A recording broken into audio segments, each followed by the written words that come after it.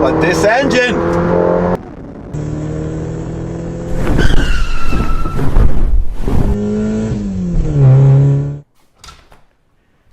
hey guys, welcome to the inaugural video of GT Dreamers. Today we got a special treat for you. We're going to spend the next several days driving this McLaren 720S Spider. Now the 720S Spider is not available to the public yet. Orders are still coming in. Deliveries will start next month. But this one was given to us by McLaren and the Collection Miami. So we're super excited to take it around town, show it to people, see what they think. But more importantly, I'm gonna see what I think. I've been excited to drive this car for a long time, and I can't wait. Let's go do it.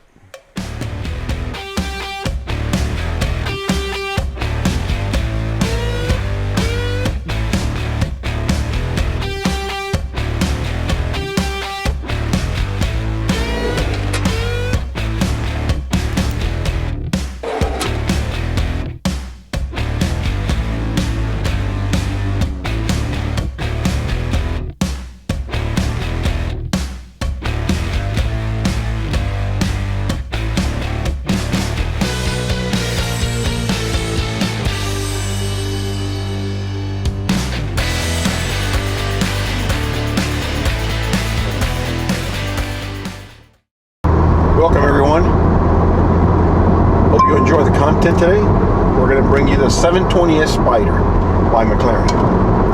710 horsepower, 563 pounds-feet of torque, 4-liter, twin turbocharged V8. And what a car it is. I've been driving it now for I think 3 days, and it is a monster. And I've got to tell you, for somebody that's driven many GT cars, this one is quite simply amazing. The performance is mind-numbing. The way it just accelerates and wants to keep accelerating is just, it's insane. This car is not a track-focused car, but you hit active and put the suspension and the performance level on track, you'd think that you'd get a really rough ride, but quite the contrary. If I owned this car, I'd have it on that setting all the time. This whole car is about air management. It's about making sure it cools. It has, I don't know how many coolers. Every single hole in the body is feeding a cooler, which is doing either downforce work or engine cooling work. And I'm telling you, it is planted like if it's on rails when it turns. The proactive chassis control system that this car has isn't necessarily revolutionary, but it is flawless, let's call it. It turns on a dime. I mean, you can get so crazy fast in this car, you wouldn't know what to do with it. It is definitely not the kind of car that will disappoint you in performance. That's for sure. You know, I have a 2RS in the garage, an 05 Ford GT, and a new GT in the garage, and they're all different. I think of my 05 GT as being analog, and the new cars are all in that digital comparison, where you look back and you look at the mid 2000s as being the last of the muscle car era as we know it. Nowadays it's all about turbocharging and miles per gallon. And interestingly enough, the engineers of these companies, primarily McLaren, Ford, Porsche, they have done an amazing job in making us not really look at turbos as a negative, or having the dreaded turbo lag affect the way that we view and enjoy driving. It is a new era for sure, and this is another defining moment in muscle car history. Well, the truth is that we've got the hybrids coming, so who knows, in 3 or 4 years we're going to be talking about hybrids. Just to give you an example, I've talked to many engineers and designers, and in the past they would gush on and on about one scoop or one line in the body and this and that and the roof line and all these like little details that were absolutely important. But although they were and they were character defining, but today you hear them more and more talk about the aerodynamic work that went into designing of the car. It's stunning. It's a total change of the game.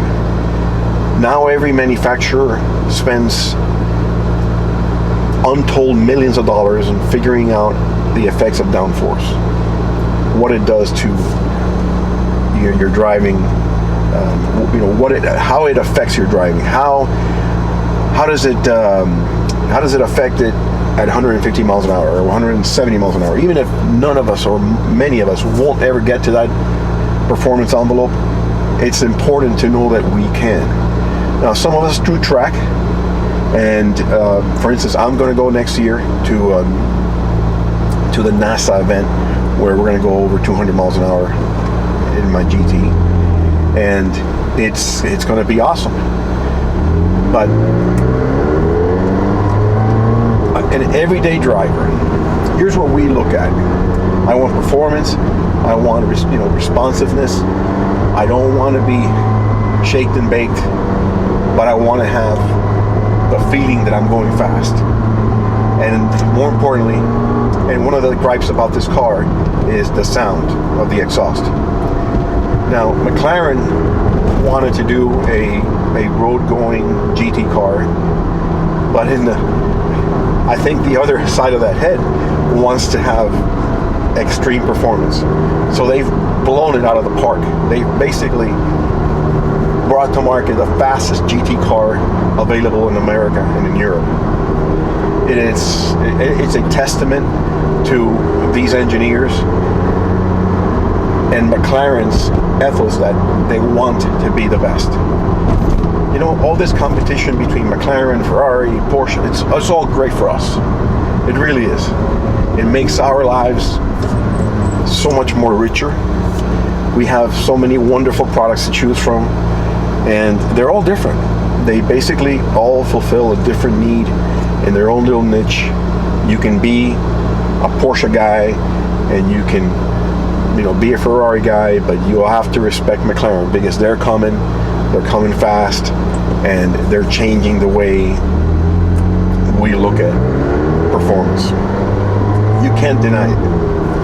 I think it has Ferrari on their heels. Look at that F8 Tributo they just came out with. They could have easily redesigned the whole car. All they did was a mid-model refresh. Again, for the first time in a long time that they've done that. And I think it's that because they're on their heels. They're afraid to bring to market a car that will get his ass whooped by McLaren again. So it's a great day to be a car enthusiast, that's for sure. And this car, talking about the dynamics of this car again, it is just unbelievable. The only thing that I can't get used to yet, I think it'll take me a couple of weeks, is the brakes. You really got to dig in deep, and that's the only time it really feels like you're engaging with the brakes. Other than that, the car is super fast, handles magnificently well. It's stunning to look at. People have been taking pictures of the car, especially in this Belize blue color. that is absolutely beautiful. It's a new color for this year. What I don't like about the way this one is sorted out is that it has that tan interior. It's kind of an eyesore. You're looking out forward, you know, in the windshield, and you're seeing the reflection of the tan pieces coming off of the windshield. I would spec this car all black, or at least all black dash.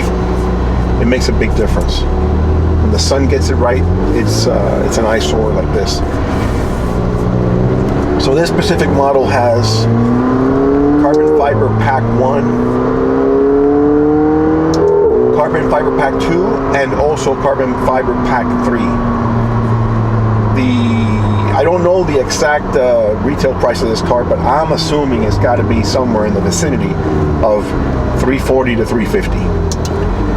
Look at the pops and bubbles. Ain't that something? It kind of reads what you want to do in a car, and it just lets you play with it enough where, you know, it gives you exactly what you want out of that setting. Manual is fantastic. I have no regrets. Automatic is a little bit more of a comfort setting. Transmission look, lets you get up to whatever, I think 6,000 RPMs. It is just phenomenal. I mean, the way it sounds, I can only imagine what the 760 LT or whatever they're going to call it is going to sound like, because they've got to make a big difference with that car. But more importantly, where do you go from here? If you're McLaren and you're coming out with a LT version of this car, what do you do with it? I mean, you can barely improve this. Sure, they've left some horsepower in the tank. They're going to have to go to bigger turbos. That's for damn sure. They're going to have to remount the ECU. They're going to have to give you a loud exhaust, because that's one of the gripes people have with this car. They say the car is not as engaging as they want, but what they really mean is it doesn't sound loud enough. And that's my opinion. I think it's a great GT car. It's got decent amount of storage space. You've got that frunk in the front. It's, you know, good enough for a weekend getaway, for a week getaway. A lot of GT cars nowadays are really handcuffed with the amount of space they have for that endeavor. But not McLaren. This one's got decent amount of space and quite pleasant. It did have a snafu on my first day. It gave me a limp mode warning, and check engine light came on. What I did was I turned it off. We waited an hour and a half, came back. The limp mode was gone, but the check engine light remained. So I called McLaren, and they sent out a tow truck through their roadside assistance. They took it back to the dealer and gave it back to me the next day, and it was perfectly fine. Haven't had any issues with it since. I do think that the what we call it, radar or the parking assist is a little intrusive, because we'll be standing here in bumper to bumper traffic, and then all of a sudden it starts beeping, and at first I wasn't sure what it was. I had to go to that screen, which is accessed by hitting the parking button inside the mirror controls. So when I went to that screen, I realized that the beeping came from the zones that had cars near me. And if we can figure out a way of turning that off, or maybe even lowering it, it'd be a lot more pleasant. The brakes are squealing just a tad. I don't think it's got anything to do with the way I've been driving, as I've been driving it sportly, but not harsh at all. I think they just have a little, squeal in it. A lot of these carbon ceramic brakes do, so that's nothing abnormal. But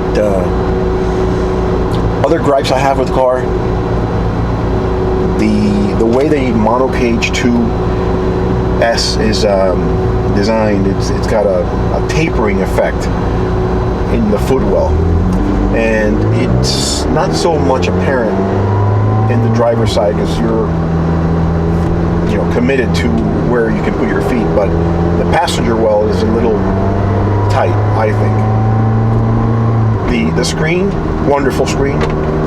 I think it's within reach, but I would like to see where McLaren puts a lot more effort into putting controls on the steering wheel.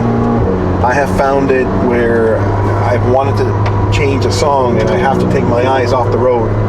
Would really rather not have to do that, but it's a design element of the car. They actually emphasize how their steering wheel is clutter free, and it's true.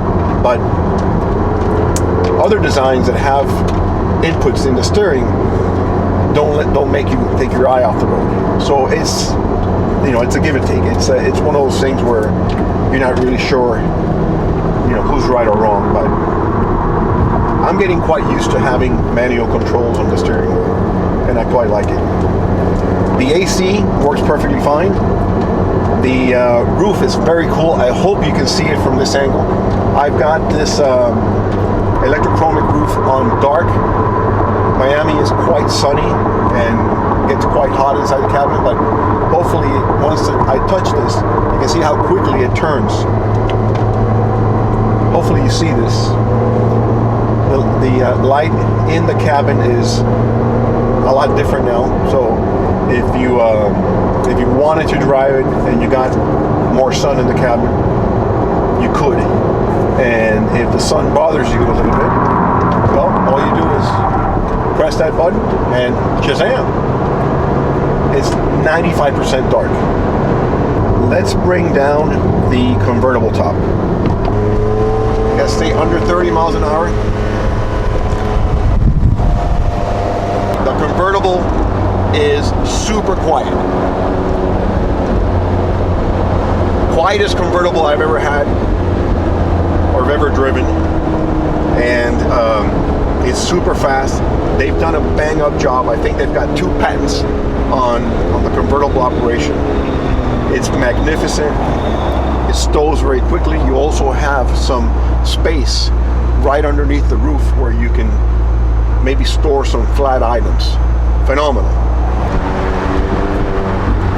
I enjoy my manual 05 GT. I know that's a thing of the past. That's why I'll never sell it. Hopefully, in the next month or two, you heard that pop. Hopefully, next month or two, we'll be adding a surprise convertible manual to the garage. Fingers crossed. If you've liked our video, please consider subscribing to our channel and hit the bell icon so you can get notified when our next video drops. Drop a comment, let me know what you think of it. We can bring you more content like this with very, very special cars in South Florida. We've got great weather. We're going to be doing this year-round. Having fun doing it is the key of life. Whatever you do, enjoy it.